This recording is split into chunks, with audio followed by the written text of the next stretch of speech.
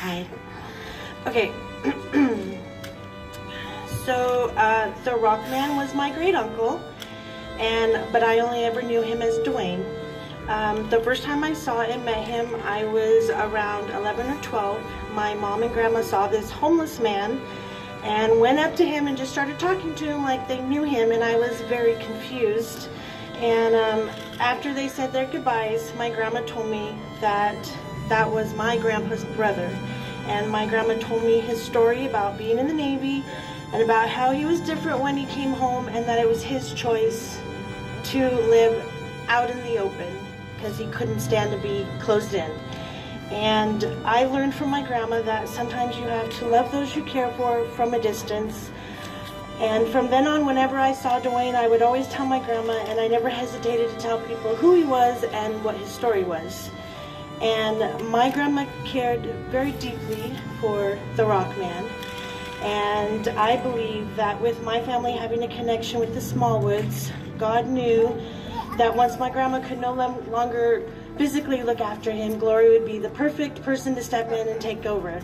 And I will miss seeing him around and reporting to my grandma, but I know that Turlock will be a little less emptier without him, but I know he's in a better place. And somebody came up to me just a few seconds ago and shared with me that about 3 years ago, there was a woman who was homeless and had children, and she had addictions and lived not the best life.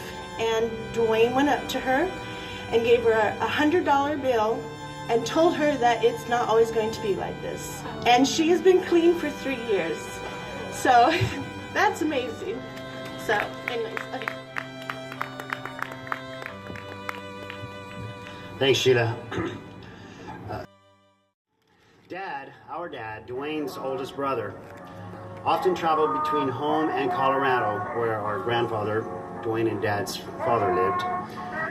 When Dwayne traveled back and forth, trying to find a normal, Dad trying to convince Dwayne to settle down, to come home, soon brought nothing but strife between the family. But Dad kept on, never giving up, determined to keep his brother safe and on the right path. And then tragedy struck, and we lost our dad. And once Grandma Geisbrecht died, that was Dwayne's mother, well, life as Dwayne knew it no longer existed, and it no longer mattered.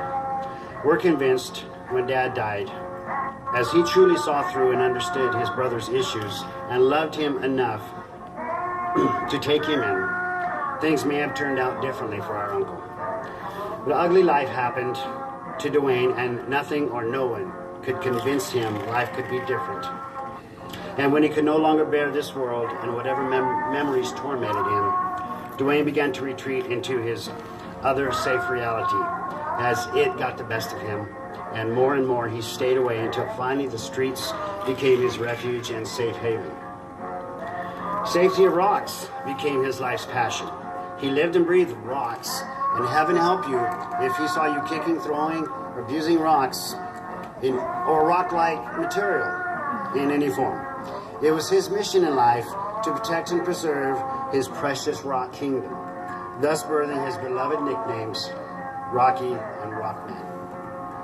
Our family, especially our mother, did what she could, always checking in with Turlock Police Department if she hadn't seen her brother-in-law for a while. When we happened upon our uncle at the 99-cent store, the flea market, the donut shop, Denner Park, we reached out to him, but he always kept his distance.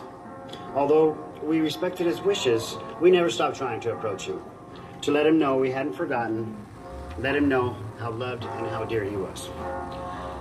Although whatever kept him estranged from his family who loved him, he found acceptance and friendship and even love from new friends in our community.